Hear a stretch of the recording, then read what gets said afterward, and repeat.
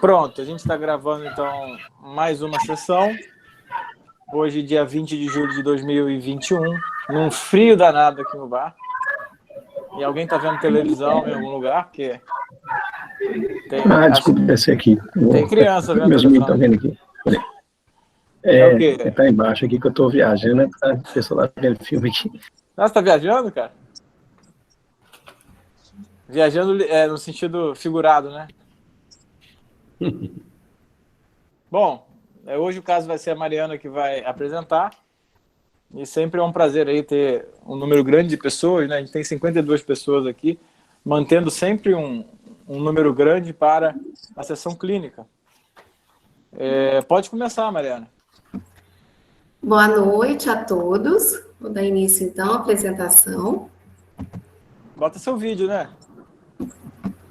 É porque eu não sei mexer muito bem nesse negócio aqui. Você não sabe botar vídeo? Mariana. Peraí. Você não sabe clicar ali onde tem um vídeo para você aparecer, né?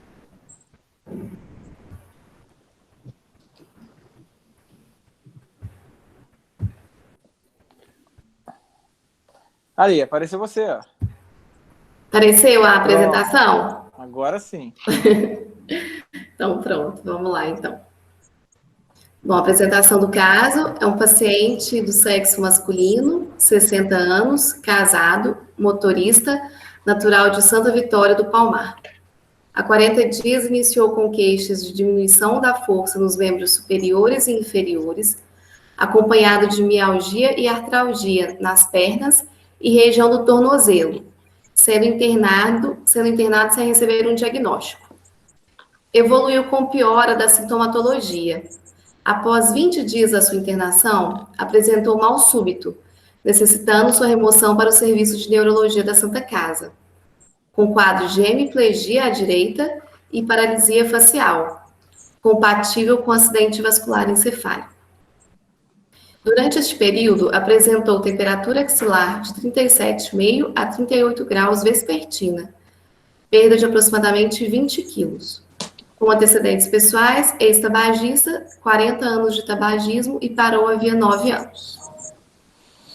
Beleza, só para a gente relembrar a forma que a gente leva a sessão, quem quiser falar, tá? De preferência aluno de medicina, enfim, tá aberto para quem quiser falar o que quiser, tá? Seria ótimo ouvir a impressão de quem está lendo esse caso, já viu alguma coisa parecida, essas coisas.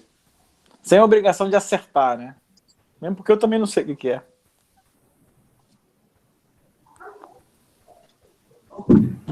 Deixa eu só fazer uma pergunta, Mariana. Você fala que assim, durante esse período apresentou febre, né? Uhum. É durante esses 40 dias, desde o começo da história, ou é só desde que teve o AVC? Isso que não ficou muito claro para mim no texto. Pelo que eu entendi, foi desses outros 20 dias depois da internação outros 20 dele. Dias. Então, depois que ele teve esse AVC, o suposto AVC, né? Isso. Suposto, porque aqui é sempre suposto tudo. Pelo que eu entendi, isso. Aí que ele começou com a febre, tá? Isso. Hoje tá silêncio, né? Tem dias que tem um monte de gente falando, uma falação danada. Opa! João Luiz Amaral, a palavra é sua. E aí, pessoal, tudo bem? E aí, cara? Então, assim, na hora que eu li esse caso hoje, me pareceu foi o seguinte, que ele é um paciente que está com um quadro, uma síndrome, né? De um quadro de artralgia, mialgia, febre, perda de peso, em torno de 1 mês e meio de história aí de evolução, né? E que está também com um quadro também neurológico também de base aí, talvez uma polineuropatia distal de membros superior e inferior, né? Em bota e luva, provavelmente também. E evoluiu e na evolução ele teve também um quadro de AVC. Acho que esse AVC aí, ele pode ser de fato um AVC, mas tendo como uma etiologia alguma coisa mais complexa aí, né, por trás, né? Na evolução do quadro de base que vai ter aí. Quando eu coloco isso tudo numa coisa só, numa causa só, que vem à cabeça é o quê? Vasculite, nesse caso aí. Acho que uma febre, perda de peso, artralgia. Bom, pode ser uma causa possível. Eu pensei numa síndrome neoplásica também nesse caso, ele é fumante, ex-fumante, né? Um quadro também de síndrome neoplásica também desse caso. Mas, assim, eu acho que o que mais tem de provável desse caso aí, acho que é uma vasculite. Não sei qual que é ainda, mas acho que é uma possível etiologia desse caso, né? Acho perfeita a sua colocação. O que eu acho que a gente tem que saber é que existe uma doença que evolui de uma maneira e bruscamente ela muda o quadro neurológico, né? Então eu acho que foi um evento neurológico precipitado por uma doença sistêmica, entendeu? Talvez um evento vascular cerebral precipitado pela evolução de uma doença sistêmica. Eu também tive essa impressão.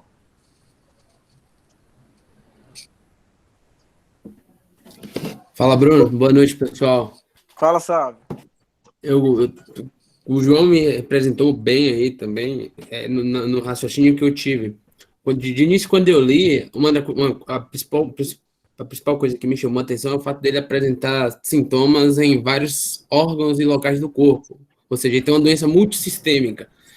Quando eu penso nisso, me vem na mente muitas doenças autoimunes, como o João falou, quem sabe uma vasculite ou uma outra doença autoimune, e também doenças infecciosas. Sobre as doenças autoimunes, em especial as vasculites, uma coisa que me incomodou nessa suspeita, enfraqueceu para mim essa suspeita, é o fato dele ser homem. Mas é uma suspeita que me veio à mente e eu iria investigar, por exemplo, a fundo, a cabo isso aí. Além disso, um outro suspeito que eu seguia, pelo fato de ser uma doença multissistêmica, seria a busca de uma doença infecciosa. E aí eu lembrei daquele nono círculo do inferno que você comenta. Essas doenças me vieram à mente, principalmente depois, quando ele apresenta uma perda de peso de 20 quilos associada a uma febre. Então eu seguiria com essas duas ideias em mente. Não, com certeza, né? A gente vai ter que rastrear aí doenças até como sífilis, né? O Vieira Romero fala que quadro neurológico, enfim, simulando AVC, tem que se pensar em sífilis, então é isso mesmo. Acho que tem que ter um pente fino aí sobre as doenças imitadoras, não tenho dúvida. Acho bom. Quanto a vasculite em homem, só toma cuidado que algumas vasculites não é tão mais prevalente em mulher, não, viu? Igual lúpus, que é 10-1, sabe? Algumas outras vasculites fica meio que não pau a pau, mas fica muito próximo, tá? E aí? Boa noite. Então, eu achei bem desafiador esse caso clínico. Eu passei recentemente no módulo de distúrbios motores, aí a gente via muito essa questão de diminuição da força dos membros. E observando, assim, o quadro me deixou com bastantes dúvidas. Eu acho que eu pensaria inicialmente, como o Sábio falou, em alguma doença infecciosa.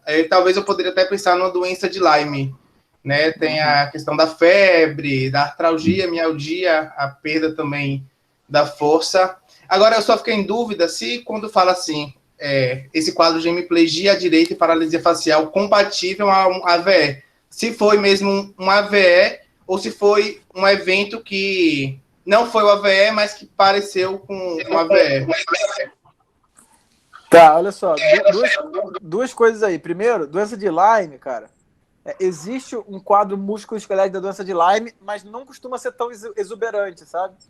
Normalmente ele faz um diagnóstico diferencial com fibromialgia. Se é que esse fibromialgia existe mesmo, né? Mas assim, eu não sei se a área dele é endêmica, né? É um quadro mais comum nos Estados Unidos. Quando fala AVC, o diagnóstico fisiopatológico de uma hemiparesia aguda, né, com acometimento de par craniano, um nervo facial, cara, é muito provável que esse diagnóstico fisiopatológico seja AVC. A etiologia é que a gente não sabe. Talvez, como foi falado, né, a etiologia seja um quadro inflamatório sistêmico, como de uma vasculite, entendeu? Mas para mim está muito evidente que existe um diagnóstico fisiopatológico vascular cerebral, sabe? Muito pouco provável que seja outra coisa, ainda mais sendo súbito. Se fosse arrastado, poderia pensar num outro evento, mas eu tô comprando a ideia de um acidente vascular cerebral. Só não sei a etiologia, entendeu? Não sei se a galera... O Guilherme tá se coçando aí. Não. Não, é isso mesmo, né, cara? Assim, a impressão que dá é que eu achei bem legal as intervenções até agora. que ninguém comprou esse caso como um caso de um AVC comum, com um quadro infeccioso secundário, né? Acho que todo mundo realmente entendeu o caso como um quadro de uma doença sistêmica que se complicou, provavelmente, com um quadro de AVC. Eu acho que o pessoal falou, é isso que eu pensei mesmo. Agora, esse doente, esse AVC, né, tá esquisito, né? Não tem dúvida que tá esquisito. Duas coisas que me chamaram a atenção. Às vezes, um quadro de uma lesão expansiva cerebral com crescimento mais rápido pode simular, né, um quadro de AVC, principalmente se fizer muito edema e tal. E eu já vi isso acontecer em paciente com HIV, por exemplo, né, uma neurotóxica, uma coisa de evolução de crescimento mais rápido, assim, e poderia explicar esse emagrecimento, essa febre e algumas outras coisas que tem no quadro. E também lembrar, assim, acho que é meio fora de contexto para o quadro em questão, mas a história da tuberculose, sistema nervoso central, né, cara, que ela dá esses quadros de AVC às vezes, né, numa fase mais avançada da doença. Então o paciente tinha um quadro ali meio menos sintomático inicialmente e evolui com AVC na evolução da doença, né? Acho que pode ser isso também. Assim, eu acho que o exame neurológico vai ajudar muito a gente, os exames de sangue, de maneira geral, né? Para avaliar a parte inflamatória e tal. Sorologia para tudo, né? Em termos de vasculite, em termos dessas doenças imitadoras, né? Então, sífilis, hepatite C, HIV, hepatite B, essas doenças que costumam imitar tudo. E acho que a imagem, o exame neurológico e a imagem vão ajudar muito a gente também na diferenciação, né? Acho que vai ser por aí que a gente vai sair. Alguém, só para a gente afunilar, pensando, lógico, descartando, sabendo que é raro, sabendo que, enfim, existem doenças imitadoras, pensando numa vasculite, alguém arriscaria qual vasculite? Porque a gente nunca deve falar assim, eu acho que é vasculite. Vasculite é um mundo, né? A gente sempre deve falar que vasculite a gente pensa, né? Ou qual grupo dela, se é de pequeno vaso, médio vaso ou grande vaso. Alguém arriscaria, cara? A princípio seria de pequeno vaso, né, amigo? Então, eu fico na dúvida, cara, porque de repente uma arterite temporal associada a uma polimialgia reumática, entendeu? Verdade. Pegando a artéria de pescoço. Inclusive sugere isso, né? Se a gente parar para pensar nesse sentido, né? Muita dor muscular e tal. Depois evoluiu com C, né? Pode ser. Com febre, né? Só não tem a cefaleia, mas... Entendeu? O exame neurológico ia ajudar, né? Saber se é uma paralisia essa mialgia e artralgia mais proximal, de grandes e pequenas articulações. Isso faltou na história, talvez até ajudasse a gente a direcionar um pouquinho. Mas eu acho que uma coisa que a gente também tem que pensar é se ele não está tendo uma síndrome paraneoplásica, né? Ele tem emagrecimento, tabagista, tem 60 anos, pode ter um estado de hipercoagulabilidade por um quadro paraneoplásico, pode fazer uma miopatia, oh meu Deus, fugiu o nome agora, uma neuropatia, né? Então também tem que entrar, acho que no diagnóstico diferencial, né? O pessoal está muito na vasculite e de repente essa febre aí foi só porque ele infectou o pulmão depois que ele AVCzou e broncoaspirou, né? Não está muito claro a questão temporal aí. Ou mesmo a síndrome paraneoplásica poderia dar febre, então acho que tem que pensar em neoplasia aí também. Bruno. Com a questão de vasculite, acho que também encaixa bem. Fala, Luciano. Aproveitar que a internet está caindo, picando muito aqui, mas eu concordo com o que todo mundo falou, um quadro crônico, sistêmico, no paciente aí com a doença está consumindo com mais de 20 quilos, pelo menos 20 quilos de perda de peso, assim, sempre vai entrar, né, esse quadro de febre aí, dessa doença crônica aí com febre, artralgia, você vai pensar, a princípio eu pensaria, né, abro o leque, de doença inflamatória, infecciosa ou neoplásica, né, como o Fábio falou, um paciente tabagista, eu sempre fico com o pé atrás do pulmão. Agora, uma coisa só que me chamou atenção, assim, a princípio, quando eu olhei esse caso, eu pensei, será que é alguma vasculite?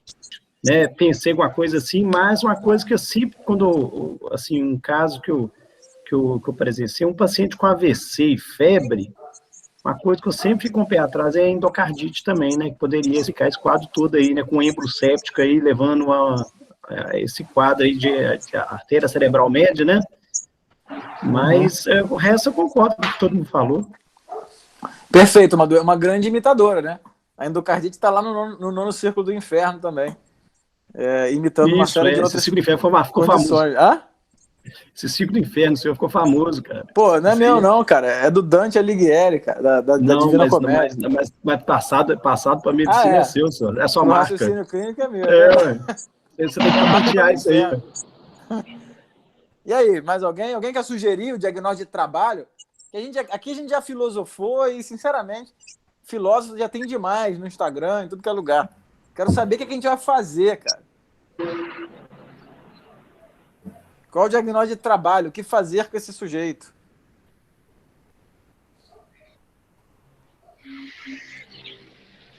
Fala, Sávio. Até agora você só filosofou, cara. Vamos trabalhar.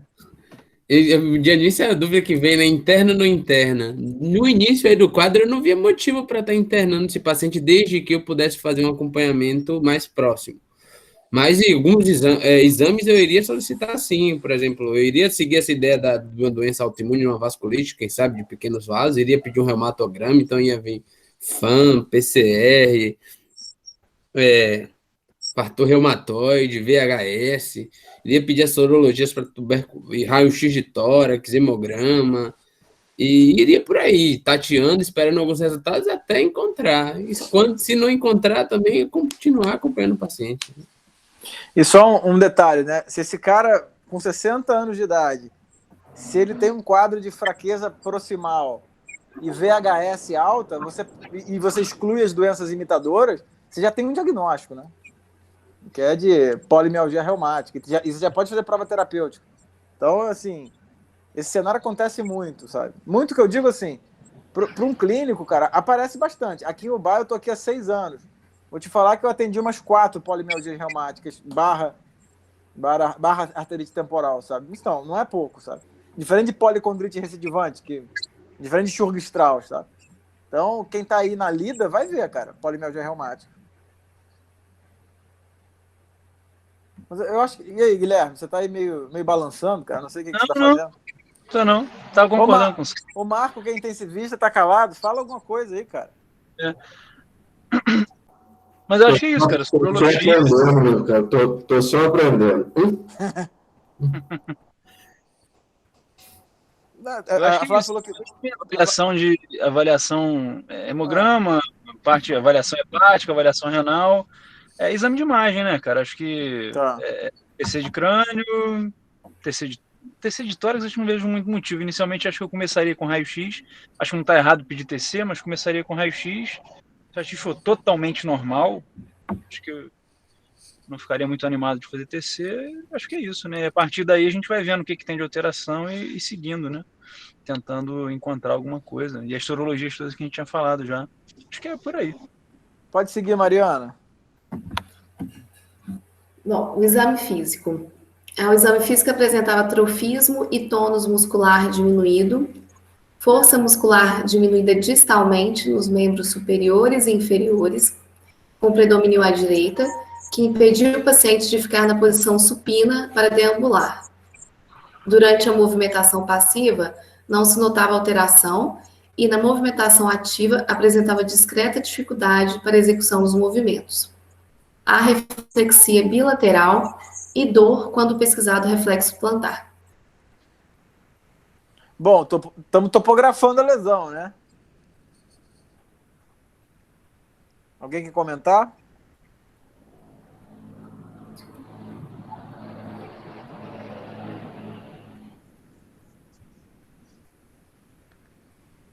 Sávio, vambora, cara. Você que é o meu comentarista principal. Palpiteiro, né? Também sou palpiteiro. Mas, enfim, quando você falou da topografia, quando eu vejo uma arreflexia, me lembra muito daquelas síndromes de neurônio motor inferior. Então, exatamente. Não vou pensar em cérebro e medula, vou pensar em nervos periféricos. É que o Ronan falou, né? Ainda mais com esse trofismo diminuído, né? Neurônio inferior que faz essa atrofia grande aí, né? E aí a pergunta que eu faço é, que doença que evolui como uma polineuropatia, provavelmente, né?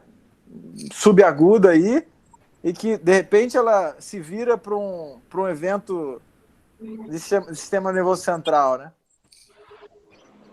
Agora, no exame clínico, ele não fala sobre hemiparesia, nada disso, né? Não, ele fala que a direita, né, com predomínio à direita, né? Ah, tá, predomínio no exame, mas a história foi que teve uma paralisia súbita, né? Pois é, tá diferente da descrição inicial, né? O paciente já deve ter evoluído alguns dias aí, né? E vocês lembram do Minem? Fala, Fábio, desculpa. Eu acho que ele estava diminuído globalmente e ficou mais intenso depois que teve o AVE, né? Pelo menos é isso que eu entendi. Mas a síndrome paraneoplásica começa a ficar também bem provável, né? Essa polineuropatia aí, esse neurônio inferior, também é bem sugestiva, viu? Eu não consigo pensar em outra doença a princípio aí que faria todo esse estrago. Vocês lembram do mnemônico para polineuropatia? Dane-se o estuprador. Só que em inglês, né? Dengue the Rapist. DANG. Diabetes, álcool, nutricional, Guillain-Barré. THE, tireoide, hereditária, endócrina. Aí RAPIST, né? Reumatológica, amiloidose, paraneoplásica, infecciosa, sarcoidose, eu acho, e tireotoxina. Eu não lembro direito de tudo. Mas, assim, embolou, né? Não é uma polineuropatia típica, né? Tipo polineuropatia diabética, alcoólica, nutricional, né? E as polineuropatias a gente divide entre aguda, crônica, sensitiva, motora ou mista, né? Me parece uma polineuropatia aguda, não sei, evoluindo em poucos dias, né? Com sinais sistêmicos de febre, perda ponderal e mais motora, né? E aí? Eu tô confuso, cara, pra falar a verdade. Eu acho que uma imagem do crânio seria importante pra gente ver a questão se teve um evento vascular mesmo, né?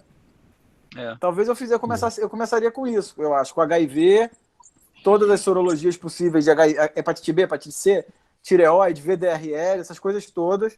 Um hemograma, né? Dosar uma B12, um hemograma. E rastrear pulmão e cérebro, cara. Eu faria isso antes de pensar em alguma coisa. Ô, Bruno, teve alguém que falou aqui no chat, e me veio na mente eu acho que é a esclerose lateral aminiotrófica, ela costuma cursar, né, com déficits neurológicos centrais e periféricos, né? Então, será que esse AVC que ela teve... Né, evolução. 40 cara, dias. Muito rápida e não faz AVC, né? Não faz AVC. É lesão de primeiro e segundo neurônio, mas não é central, né? Cortical. E não tem quadro sistêmico de perda ponderal, de febre, né? Está muito rápida, realmente. Pode seguir, Mariana.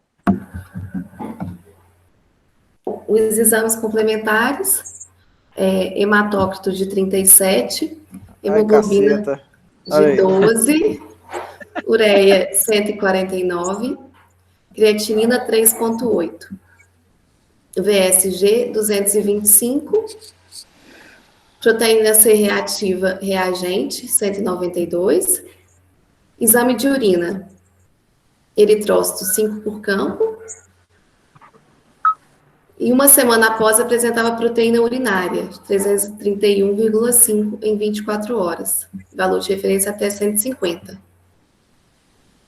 Depuração da creatinina de 10,5 ml por minuto corrigida, valor de referência para homens 97 a 137, diurese 1950 ml em 24 horas, FAN negativo, o ANCA-P positivo, eletroforese de proteínas, aumento policlonal na região da gama-globulinas, exame de líquor sem alterações. A biópsia renal, uma glomerulonefrite focal e difusa em cicatrização. Imunofluorescência, resultado inconclusivo. Eu acho que a gente afunilou para o começo da história, né? Né, Guilherme? Sei que em você isso aí. Chamam nessa, hein? Assim, chama atenção chama atenção assim, tem uma alteração importante da função renal, né? Que é possível que já esteja contribuindo de algo. E assim, não tem anemia, né? Então a gente vê que é uma coisa provavelmente bem aguda mesmo. E talvez essa insuficiência renal já seja responsável por alguma parte, pelo menos, do mal-estar, da fadiga, porque é agudo, né? Então o paciente já pode ter esses sintomas mais sistêmicos relacionados a um certo grau de uremia. Esse VSG é o VHS? Não sei. Milímetros por hora, parece, né? Estranho, né?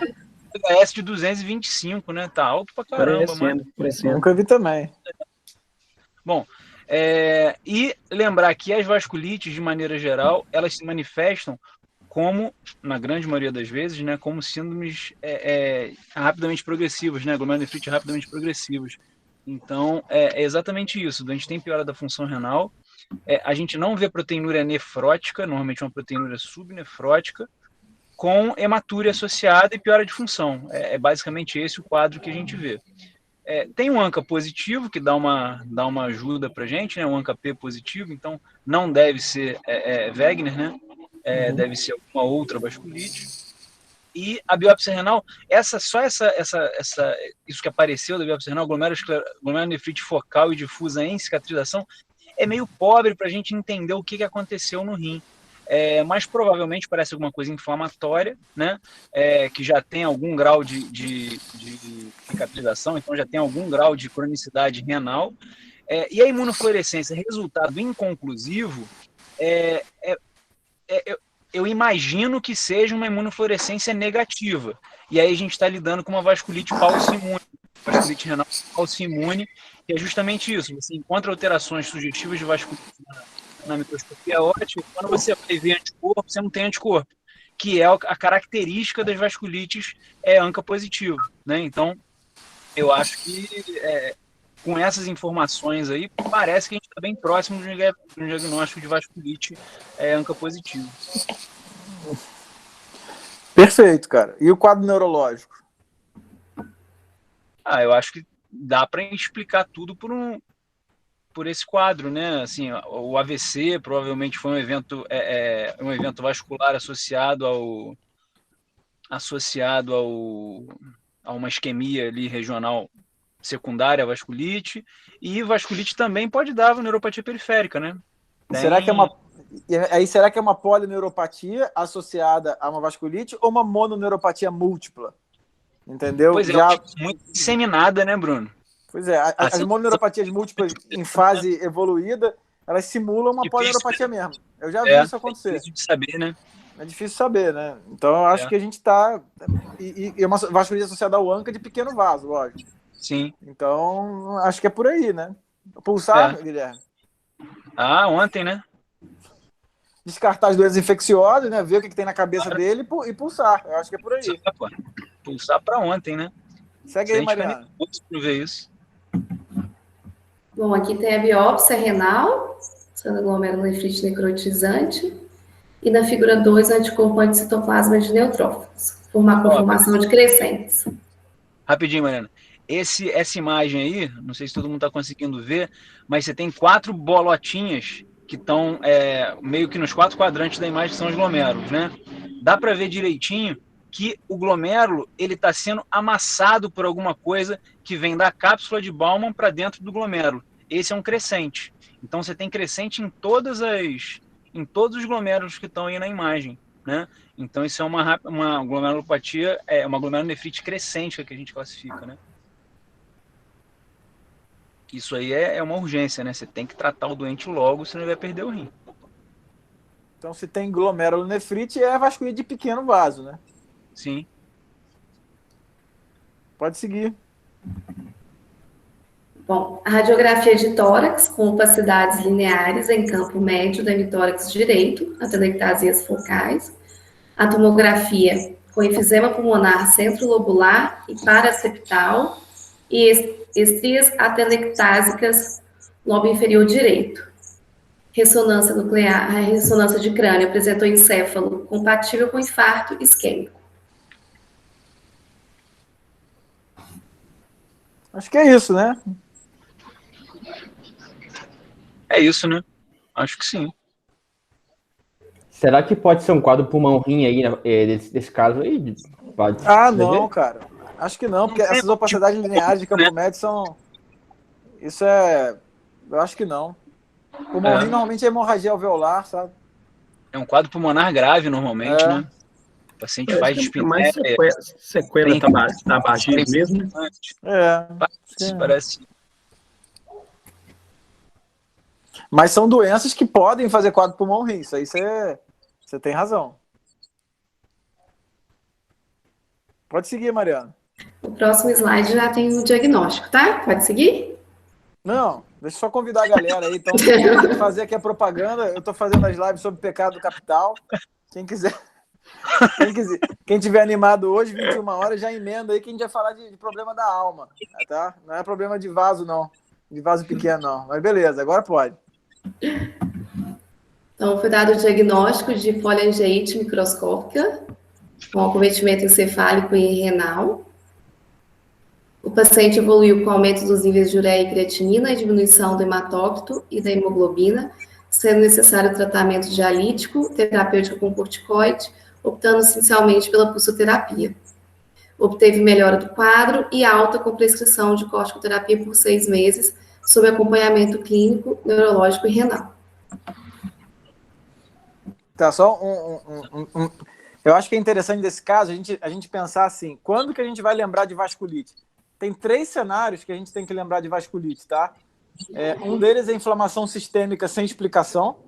A gente está inflamado, com VHS, com hipergamaglobulinemia. Outro é doença multiorgânica. Então, pegou o rim, pegou nervo. Pegou, sei lá, o pulmão e o músculo, entendeu? E, por último, quadro neurológico mal explicado, entendeu? Então, esse paciente ele tem as 3 janelas para se pensar em vasculite, né? Ele tem essas 3 coisas. E aí, quando você começa a pensar em vasculite, você tem que pensar em qual vasculite.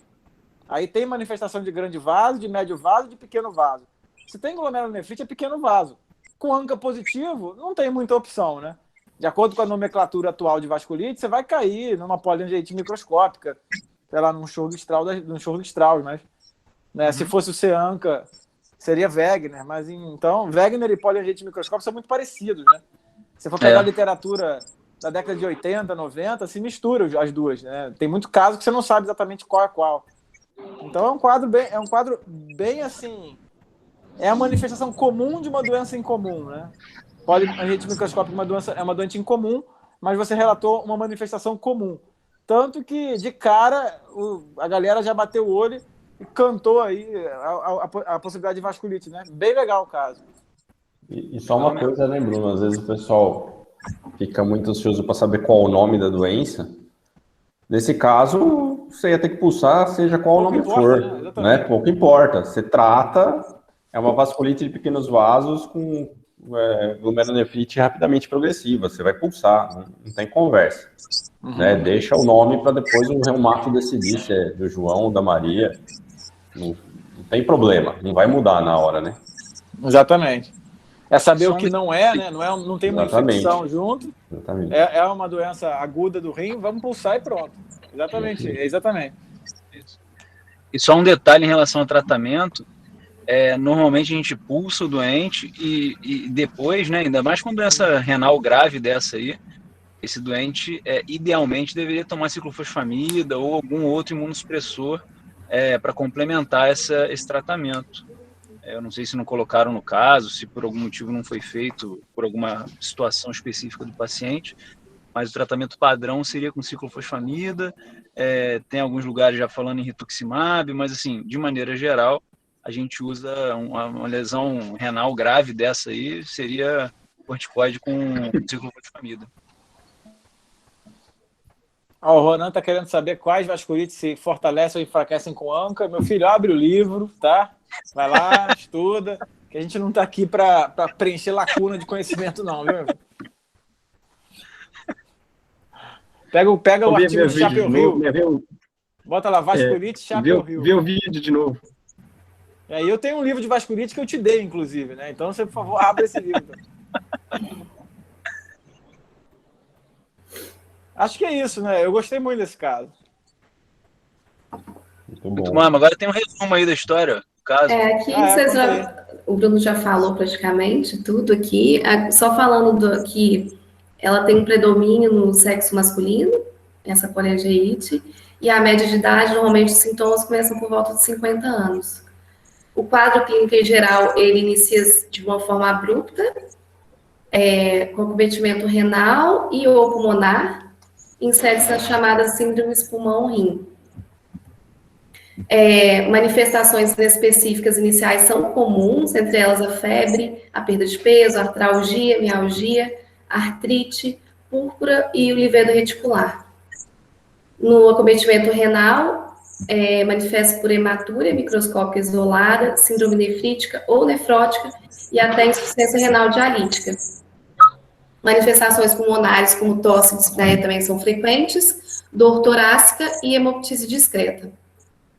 E além da pesquisa de anticorpos, faz necessária a biópsia pulmonar e ou renal, dependendo da clínica, e o tratamento preconizado nas vasculites é o uso de fármacos imunossupressores. E é isso. Espero que vocês tenham gostado. Gostamos. Excelente, muito bom. A Luívia perguntou se pode ter polimialgia reumática com VHS baixo. Você deve estar pensando em alguém, né? que tá com alguém, sei lá, da sua família, não sei. Normalmente não, cara. Aí, sabia, viu? Normalmente não, cara. Polimialgia reumática tem uma marca que é a VHS aumentada, viu? Mas... Obrigado, Mariana. E obrigado a todos aí. Achei muito legal mesmo. Muito bom. Que bom. Obrigada, gente. O pessoal já está matando logo os casos, né? Tá ficando sem graça agora. O pessoal já está muito esperto. Mas mata sem compromisso, né? Assim, vai falando, igual uma metralhadora. Na hora de tomar decisão, não toma. Na hora de falar o que tem que fazer, não faz também. Joga, não tem CRM ainda. Aí sobra pra gente mesmo. Isso aí a gente faz também. Beleza, gente. Valeu. Valeu, Sábio. Valeu, galera. Um abraço. Obrigada, gente. Boa noite. Vamos falar de pecado agora, 9 horas, hein? Beleza. Interromper a gravação.